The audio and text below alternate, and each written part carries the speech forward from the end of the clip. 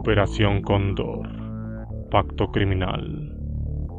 Escrito de Stella Caloni. Capítulo 9. Letelier, el Cóndor en Washington y en Barbados, 1976. Vivía en Washington y tenía un gran prestigio en la comunidad internacional, en Estados Unidos y en Europa, y esto le significaba la caracterización de peligroso para la dictadura y para los cruzados estadounidenses. La elección de Orlando Letelier como un blanco, un objetivo de los cóndores, no fue al azar. Diplomático, economista, escritor de libros sobre política y economía, dirigente del Partido Socialista de Chile, ministro clave del gobierno de Allende. Reconocido como un economista importante, había trabajado en la industria del cobre, donde tuvo acceso a documentos que evidenciaban el saqueo de las compañías extranjeras en perjuicio de Chile, su país, donde proliferaban la pobreza y las relaciones casi feudales. En 1958 participó activamente acompañando a Salvador Allende, candidato a la presidencia por el Frente de Acción Popular de Izquierda, una unión entre los partidos comunista y socialista. Aunque fue derrotado, Allende adquirió mucho prestigio, lo que lo llevaría al triunfo en 1970. Pero ese juego electoral mostró el rostro crudo de una derecha y un conservadurismo que tenían raíces fuertes. Orlando Letelier fue despedido de su trabajo en el Departamento de la Industria del Cobre, pero además fue impedido de ocupar ningún otro cargo o función en todo el país. Emigró a Venezuela y luego a Estados Unidos, donde trabajó con el Banco Interamericano de Desarrollo, BID. Era una personalidad definida en el mundo de la economía y la política. Ya triunfante en 1970, Allende lo nombra embajador de Chile en Estados Unidos. En el mismo gobierno fue además canciller, ministro de Interior y ministro de la Defensa en el momento del golpe. El día del golpe militar, su propia guardia lo arrestó y estuvo detenido en varios lugares, entre ellos el campo de concentración de la isla Dawson, pero también pasó por los horrores de los sótanos de la Fuerza Aérea Chilena. En el campo de concentración de Ritoque estuvo preso con Luis Corvalán, del Partido Comunista de Chile. La campaña internacional en favor de este hombre tan conocido obligó al gobierno de Pinochet a liberarlo el 10 de septiembre de 1974. Salió al exilio en Venezuela y nuevamente fue a Washington, una ciudad que conocía muy bien y donde trabajó en un centro de estudios de política cuya central estaba en Ámsterdam, Holanda. Fábrica de ideas de los izquierdistas, le llamó The New York Times Magazine en esos momentos. Las actividades de Letelier eran vigiladas por la CIA, empeñada en su Guerra Fría, y también seguidas puntillosamente por la dictadura de Pinochet. Como Prats o Langton, Letelier era un objetivo muy preciso de la dictadura chilena y doblemente peligroso, ya que su estancia en Washington multiplicaba su efectividad contra Pinochet. Cuando en marzo de 1976 el político chileno expuso ante un grupo de representantes del Congreso estadounidense la situación de Chile, le adjudicaron la decisión de los representantes de cortar la ayuda a la Junta Militar chilena. A instancias de Letelier, cuya amistad con el senador demócrata Edward Kennedy o con George McGowan era vista como altamente peligrosa por la CIA y por Pinochet. Otros congresistas habían comenzado una investigación sobre el papel de la Agencia Central de Inteligencia estadounidense en la trágica historia del golpe chileno. A Letelier se le atribuyó una huelga de portuarios en Holanda, cuando en ese mismo año 76 se negaron a cargar productos para la Junta chilena. Era una de las figuras más respetadas en el movimiento de no alienados y se extendía su influencia. Pinochet le atribuía a ser responsable de la retención de una serie de préstamos a la dictadura y que varias naciones hubieran roto sus relaciones diplomáticas con los militares chilenos. La ONU demandaba por los crímenes cometidos. La llamada Operación Colombo fue la respuesta perversa a este reclamo.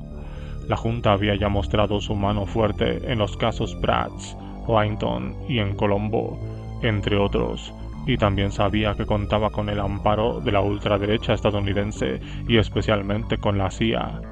La conjunción de situaciones era perfecta para el crimen. El luego presidente de Estados Unidos, George Bush, conectado desde su grupo familiar con los sectores más duros de la ultraderecha estadounidense y de las mafias, protector e inspirador de grupos como el Comando de Organizaciones Revolucionarias Unidas, CORU, de los emigrados cubanos de Miami, estaba al frente de la CIA. Era el mejor marco que la Junta chilena podría encontrar para su plan. El triángulo se hizo a través de Paraguay. Había varias manos en el crimen. El 20 de septiembre de 1976, el matrimonio de Michelle y Ronnie Moffitt, una joven de 25 años, compañera de trabajo y ayudante de Letelier en el instituto, fueron a cenar a la casa del político chileno con la esposa de este, Isabel Morel, y sus 4 hijos. Vivían en Bethesda, un barrio tranquilo de Washington. Solo unos días antes, el 10 de septiembre, Pinochet le había quitado la ciudadanía a Letelier mediante el decreto 588 de la Junta Militar. Al culminar la cena, Letelier le entregó las llaves de su coche a los Moffitt para que fueran a su casa sin problemas, con el acuerdo de que al día siguiente los recogieran para ir a su trabajo.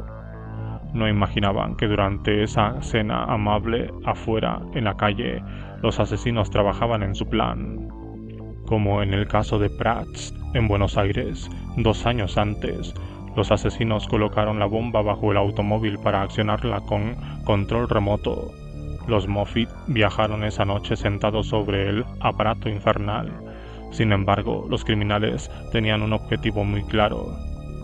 Alrededor de las 9 de la mañana del 21 de septiembre, en el automóvil Chevrolet celeste de Letelier, los Moffitt se acercaron a la casa de sus amigos chilenos en Bethesda. Bajaron, se sentaron un rato en la cocina con Isabel, esperando a que su marido terminara una conversación telefónica. Después salieron junto a él a la calle. Describe Valentín Maxkin en su reconstrucción de los hechos. Letelier se puso al volante, Ronnie junto a él y Michelle en el asiento de atrás. No se habían percatado de que un automóvil lo seguía en su camino hacia la avenida Massachusetts, que corta Washington en diagonal.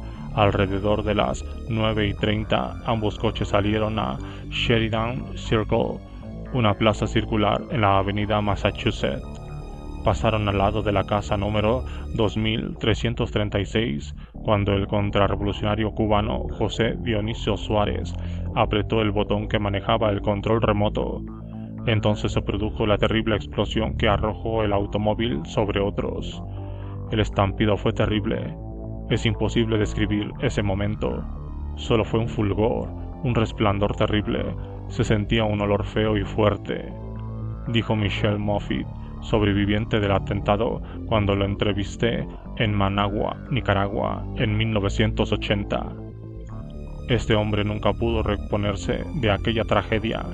Vio a su esposa, aún con el rostro asombro y de terror, ya agonizando. A Letelier con ambas piernas cortadas, sangre y hierros retorcidos, olor extraño y olor a muerte, describió Michelle. A Isabel Morel le avisaron en su casa que debía ir al hospital. Cuando llegó después de sortear dificultades, ya que la avenida Massachusetts había sido cortada por la policía, pudo ver los cadáveres de su esposo y de Ronnie. Lo que más me conmovió fue que, por lo visto, Orlando alcanzó a comprender lo que sucedía. Su semblante mostraba sorpresa como si dijera: ellos lo hicieron, pese a todo, lo hicieron, dijo Isabel, según relató Moffitt. La primera reacción del director de la CIA fue dejar deslizar que se trataba de un ajuste de cuentas entre izquierdistas. Era el prototipo de la acción de la Operación Colombo, pero las investigaciones, que demoraron desde 1976 a 1978 hasta llegar a la corte estadounidense, comenzaban a demostrar la trama secreta de la muerte. La investigación periodística llevaba hacia la propia oficina de Bush y sus allegados y desmentía a Kissinger. Fue este crimen el que dio la pista más concreta sobre la Operación Cóndor. Tratando de conocer la identidad del jefe de estación de la CIA en México, el periodista Manuel Buendía, uno de los columnistas más importantes de ese país, asesinado en un atentado similar al de Washington en 1984 en la Ciudad de México, llegó hasta George Bush. Si bien estuvo un corto tiempo al frente de la Agencia Central de Inteligencia, ese tiempo le bastó para ordenar y apoyar algunos de los crímenes más importantes de la CIA perpetrados en México y otros países. Lawrence Stanfield, el hombre de la CIA en México, era precisamente uno de estos implacables colaboradores. Escribió Buendía: Sir Richard Allen representa la corrupción junto a Ronald Reagan. El futuro vicepresidente Bush encarna la capacidad para la intriga y la acción violenta, hasta los extremos de la matanza. El expresidente de George Bush, como director de la CIA, no deja lugar a dudas.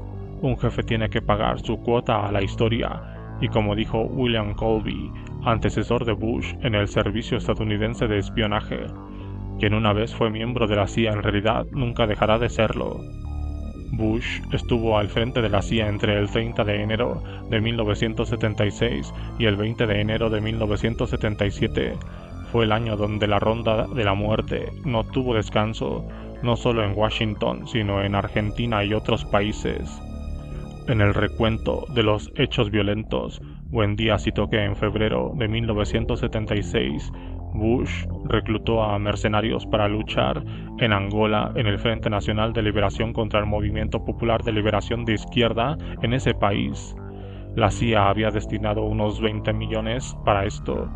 El señor Bush tendrá mucho tiempo para recordar lo que hicieron esos feroces soldados de fortuna, contratados por él o por órdenes de él en Angola, escribió Buendía. En abril de 1976, ordenó a su agente Stanfield que organizara una reunión para unificar a los grupos de exiliados cubanos dispuestos a combatir contra su país. En San José de Costa Rica se constituyó, bajo la dirección de la CIA, el Comando de Organizaciones Revolucionarias Unificados, CORU, cuyo coordinador general, Orlando Bush, estuvo detenido luego por la voladura de un avión cubano en Barbados. El 23 de julio de 1976, un comando del CORU intentó secuestrar a un cónsul cubano en Mérida. Entre sus integrantes figura Oreste Ruiz y Gaspar Eugenio Jiménez. Fallaron en el secuestro, pero asesinaron a un colaborador del consulado, Artagna Vías. Alertada, la policía mexicana también frustró el intento de dinamitar la embajada cubana en México. El 8 de agosto de 1976, el cadáver del mafioso John Rosselli fue encontrado en un túnel flotando en la bahía de Miami. Según la prensa estadounidense, fue asesinado porque en 1961 había sido contratado junto con Siam Giancana para asesinar a Fidel Castro y había fracasado en uno de los tantos intentos que hoy se reconocen ideados por la CIA. En septiembre fue el crimen de Letelier, con dirección del agente Michel Tomley, el chileno Armando Fernández Lario y los cubanos amparados por Bush, y también la voladura del avión de la empresa cubana de aviación sobre Barbados, que dejó 73 víctimas. De esta manera se llega a la conjunción de todos los elementos que indican los caminos y los autores intelectuales y materiales de la Operación Cóndor. El Cóndor actúa en territorio de Estados Unidos. El asesinato de Letelier produjo un escándalo tal que abrió las puertas a todo tipo de investigación. Fue en estas circunstancias que, apremiado por las informaciones de prensa, el agente especial del FBI, Robert Scherer, envió su informe a la Cámara de Representantes desde Argentina, prácticamente en la semana del crimen. Allí describía la Operación Cóndor en un cable clasificado que fue mencionado por distintos periodistas, entre ellos Jack Anderson. No había ningún detalle desconocido para Estados Unidos. La reconstrucción basada en los informes de entonces y ahora señala que ante el peligro que significaba Letelier para la Junta Militar chilena y para Washington, se determinó confiar el crimen a los cóndores que ya habían actuado en varios lugares. El asesinato de Letelier reproduce el de Prats en Buenos Aires. Para esto, la CIA buscó que no quedaran sus huellas. La fórmula fue que se tentara a la DINA chilena, apresurada por eliminar a Letelier. De esta forma, Michel Tomley, el agente de la CIA en la DINA, debía entrar desde afuera acompañado por un militar chileno para que quedara el sello de la policía política chilena y asegurar el atentado con los expertos cubanos del CORU, lo que se dice una junta magistral. Pero las huellas estaban ya en el aire, solo un tiempo después cuando los periodistas y escritores Saul Landau y John Dinges reconstruyeron el crimen en su libro Asesinato en el barrio de las Embajadas. Señalaron que Bush y el entonces secretario de Estado, Henry Kissinger, frenaban las investigaciones, tenían cómo hacerlo y las razones para hacerlo. Valentin Mashkin, a quien hemos citado en este libro en varios capítulos como una de las fuentes esenciales y una de las investigaciones más serias de aquellos años, recupera un cable de la agencia soviética TASS, fechado el 10 de octubre de 1976. La investigación de las circunstancias del asesinato del 21 de septiembre en Washington del destacado líder del gobierno chileno Orlando Letelier desconcertó a los organismos de investigación norteamericanos. Sobre el particular, según la prensa, es sintomática la reunión secreta que tuvo lugar la semana pasada entre George Bush, el director de la CIA, y miembros del Ministerio de Justicia. Pese a no haber trascendido detalles sobre aquella reunión, el diario Washington Post, basándose en personas cercanas a la investigación, escribe que es posible que las huellas hayan descubierto la información exacta que la CIA quiso mantener en secreto sobre texto de intereses de seguridad nacional. Continúa Mashkin, que en el otoño de 1977 el mismo periódico señalaba: no se ve con claridad si la investigación conducirá a remover el caso judicial o todo se limitará a la mera comunicación de un informe interno que presentará a la Casa Blanca y al Departamento de Estado. Se supone que en el informe se dirá cómo fue el asesinato y por qué es imposible castigar a los asesinos. La prensa más seria de Estados Unidos planteó sus reservas ante la actitud tomada por la CIA, los organismos de investigación y la justicia. Había además una víctima estadounidense, Moffitt, y un familiar afectado, su esposo, que no se permitía descanso, como la familia de Letelier. Mashkin cita también que la revista Interview de España señaló que uno de los funcionarios del Ministerio de Justicia de Estados Unidos, en respuesta a las insistentes preguntas periodísticas, respondió ofuscado: ¿qué quieren ustedes? ¿Un nuevo Watergate? En referencia a la investigación periodística del periódico Washington Post que derivó en la renuncia del presidente republicano Richard Nixon. Washington Post señalaba entonces que, si se dan los nombres de los agentes de la DINA mezclados en el asesinato de Letelier y Moffitt, y si se les detiene, ellos a su vez pueden dar los nombres de los agentes norteamericanos y aquellos también pueden comunicar los nombres de los funcionarios de mayor rango en Estados Unidos. La presión mundial no cesó. Todos comparaban la serie de asesinatos y ya el nombre de Cóndor estaba en todas partes. El 20 de febrero de 1978 aparecieron comunicados en la prensa estadounidense informando que la justicia de ese país solicitaba a Chile que se interrogaran a los oficiales chilenos William Rose y Romeralio Jara como sospechosos del crimen de Letelier. Eran nada menos que los nombres falsos de Tomley y del militar chileno Armando Fernández Lario. El 8 de abril de 1978, el FBI trasladó a Estados Unidos y detuvo a Tomley, cuyas pruebas llevaron hasta Fernández Lario y los cubanos Virgilio Paz, José Dionisio Suárez, Alvin Ross y los hermanos Novo. Según expuso Tomley, quien se acogió a los beneficios de testigo protegido y con esto salvó a la CIA también, los autores más cercanos como Fernández Lario y la agente de la DINA Liliana Walker dependían del general Manuel Contreras y de Pedro Espinosa, ambos de la DINA.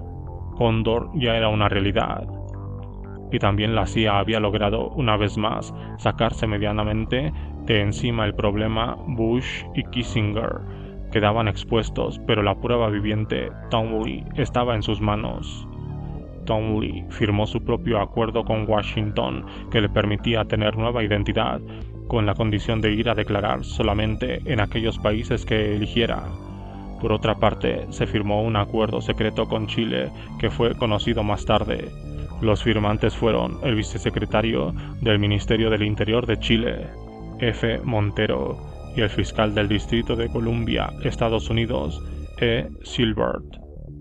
El 7 de abril de 1978 se acordó, entre otros puntos, que toda información obtenida en el caso Letelier y referente a las acciones de chilenos en Estados Unidos puede ser utilizada para la investigación de estas acciones y la posterior acusación de los ciudadanos indicados en la violación de las leyes estadounidenses. Ambas partes se comprometieron a no utilizar esta información para otros fines y comunicarla solamente al gobierno de Chile, con el fin de que sea utilizada para los investigadores chilenos para una posible redacción de las conclusiones del fiscal. Chile se comprometía a transmitir cualquier información sobre el caso Letelier. Era, sin duda alguna, una broma siniestra.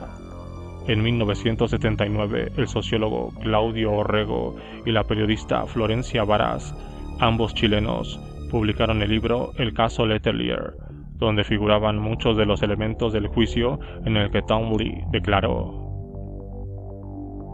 Paraguay en el entramado del crimen. ¿Cómo intervino Paraguay en este caso tan simbólico de la Operación Cóndor?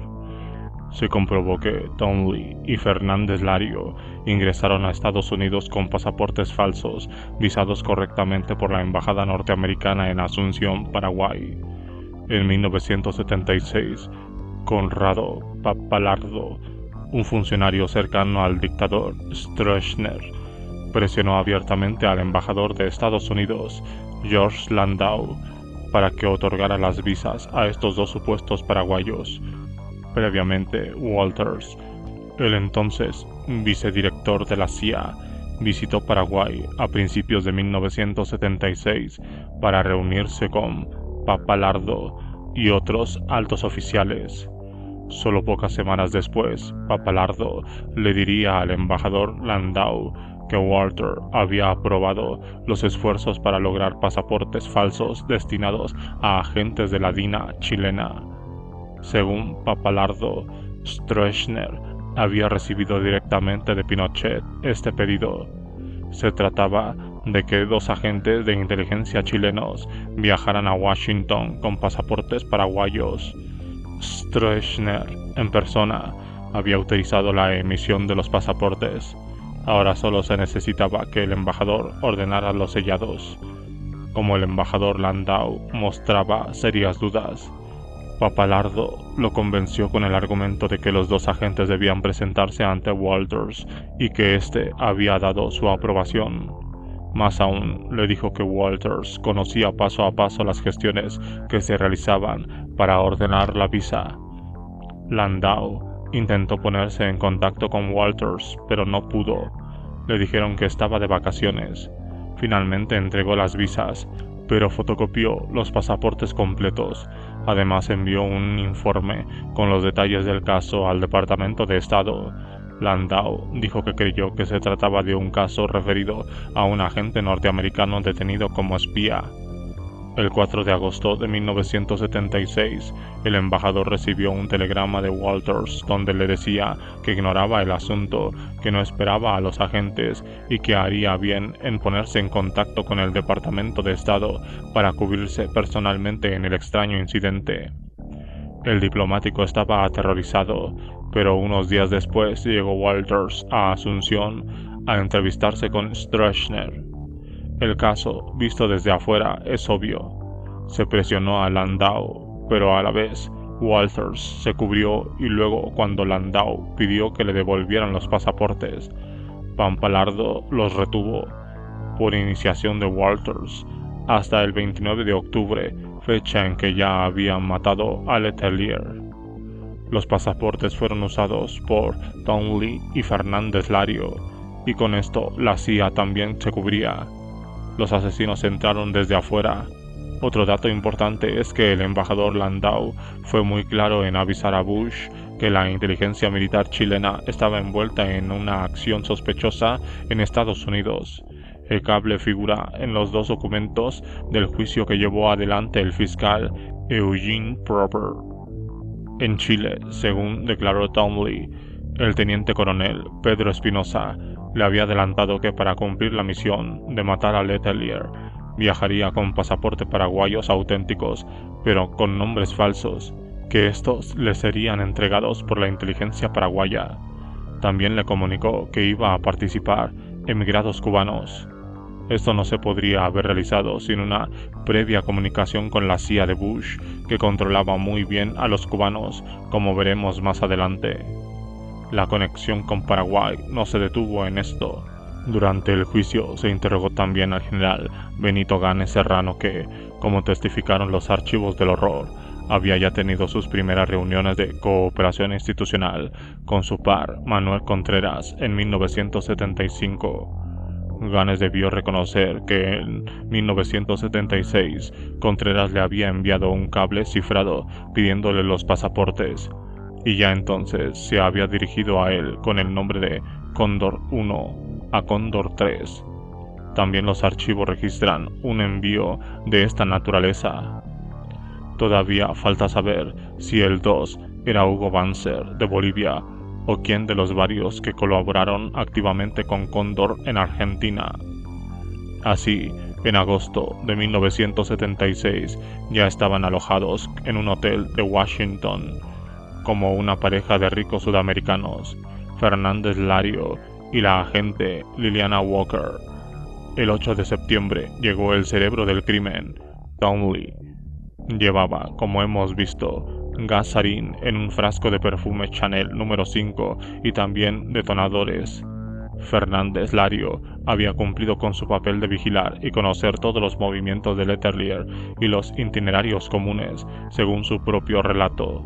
Townley se citó con el terrorista del Movimiento Nacional Cubano, que integraba el CORU, Virgilio Paz, y luego con Guillermo Novo, otro de los participantes del grupo.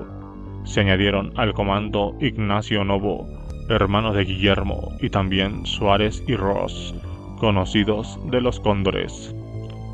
Recordando aquellos episodios, Townley citó otros frustrados atentados, como los que se trazaron contra el socialista Carlos Altamirano y el comunista Volodya Teitelboim, que residía en México en 1975, donde también participarían los grupos cubanos. Precisamente por el acuerdo secreto antes mencionado, Townley no pudo declarar más sobre este tema, y esto fue también una prueba de cómo la CIA cubría sus flancos. Townley colocó la bomba, acompañado por Paz, mientras Letelier, su familia y los Moffitt cenaban tranquilamente en su casa. Suárez sería el encargado de detonarla, y así sucedió. La CIA cuidó hasta el detalle de que Townley no estuviera ese día en Washington, porque en ese caso no podría negar que era uno de sus hombres.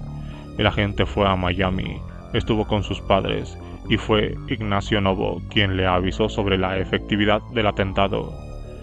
El 23 de mayo de 1995, el exjefe de la DINA, el general Manuel Contreras, ratificó una vez más su acusación a la CIA estadounidense por el asesinato de Letelier, cuando aún permanecía en su casa de campo a unos 900 kilómetros al sur de Santiago. Dijo que los responsabilizados en este caso, el exagente de la CIA, Michel Townley, el exmayor del ejército armado Fernández Lario y los anticastristas cubanos José Dionisio Suárez y Virgilio Paz, entre otros, habían accedido a acusarlo y desviar la culpa de la Central de Inteligencia estadounidense a cambio de una reducción en sus penas. Ya entonces, y desde la cárcel luego, continuó acusando en forma directa al expresidente George Bush, pero en Estados Unidos no se ha investigado nunca sobre las responsabilidades del expresidente. En tanto, la saga de crímenes continuaba no solo contra víctimas conocidas públicamente. La ruta del Caribe, 73 muertos en Barbados. El crimen contra Letelier, a pesar de haber creado en su momento una fuerte reacción mundial, estaba en plena investigación cuando, al parecer, encantados con los resultados de su acción y contando con el respaldo de Bush al frente de la CIA, el CORU actuó solo unos días después de aquel asesinato. Fue otra bomba, pero esta vez colocada en un avión de la compañía cubana que viajaba desde Guyana a Cuba, con escalas en Trinidad y Tobago, Barbados, Jamaica. Era el vuelo CU-455 y en él regresaba a La Habana los jóvenes deportistas cubanos que habían intervenido con éxito en Juegos Centroamericanos. También viajaban estudiantes de Guyana, becados por universidades de Cuba. Entre otros pasajeros, iba una delegación cultural de la República Democrática Popular de Corea. El atentado se preparó desde Caracas, Venezuela, donde se había constituido un comité del CORU. En septiembre de 1976, el mismo mes del asesinato de Letelier, Orlando Bosch llegó a la capital venezolana para unirse con sus subordinados. Uno de ellos, al que luego volveremos a encontrar en la saga de la muerte en Centroamérica, era Luis Posadas Carriles. Bosch tenía antecedentes como el hombre que comandaba la mayoría de los atentados contra Cuba, país en la mira de Estados Unidos desde que se instauró el gobierno revolucionario en 1959. Residiendo en Miami desde 1960, Bosch dirigió numerosos atentados contra Cuba e incluso fue encarcelado por el manejo discrecional de armas, explosivos y otros. En 1976, Bush, su amigo, estuvo en la CIA y desde Washington lo proveyó de contactos, como los que tuvo con algunos miembros de la DICIP, Policía Secreta de Venezuela. En 1968 permaneció más tiempo detenido porque su acción trascendió los amplios límites que le dejaban sus amigos y cómplices norteamericanos y mandó a ametrallar un barco cerca de las costas de Miami. Entre diciembre de 1974 y enero de 1975, Bosch vivió en el Chile de Pinochet. Era el tiempo de la muerte y ya funcionaba el Cóndor. El crimen estaba en las calles de Santiago, institucionalizado por la dictadura, y en Buenos Aires la AAA asesinaría a 2.000 personas entre 1974 y marzo de 1976. Como eran expertos terroristas, los cubanos del CORU, que entonces actuaban bajo distintas siglas hasta que Bush los unificó, fueron sindicados como participantes en todos los atentados como el de Bratz, Laynton y el de Letelier. Así, Posadas Carriles, un ex policía secreto de la dictadura de Batista y luego mercenario que realizó varias acciones terroristas contra Cuba, estaba a cargo de aquella operación nueva, el atentado de Barbados. Para ello, contrataron a dos venezolanos, el fotógrafo Hernán Ricardo y Freddy Lugo, un amigo de este que por $25,000 aceptaron llevar la bomba. La periodista venezolana Alicia Herrera logró más tarde ganar la confianza de ambos cuando estaba en la cárcel y así reconstruyó parte de la historia. Herrera escribió el libro Nosotros pusimos la bomba, ¿y qué?, publicado en La Habana. Tanto Lugo como Ricardo tenían vinculaciones con la CIA en Venezuela, como confesaron a Alicia. En la noche del 5 de octubre, Bosch y Posadas Carriles se reunieron con el grupo operativo y los asesinos contratados volaron en la medianoche desde Caracas a Puerto, España, capital de Trinidad y Tobago. Se alojaron en un hotel de esta capital y ya a las 8 de la mañana del 6 de octubre estaban en el aeropuerto esperando tomar el vuelo de Cubana de Aviación.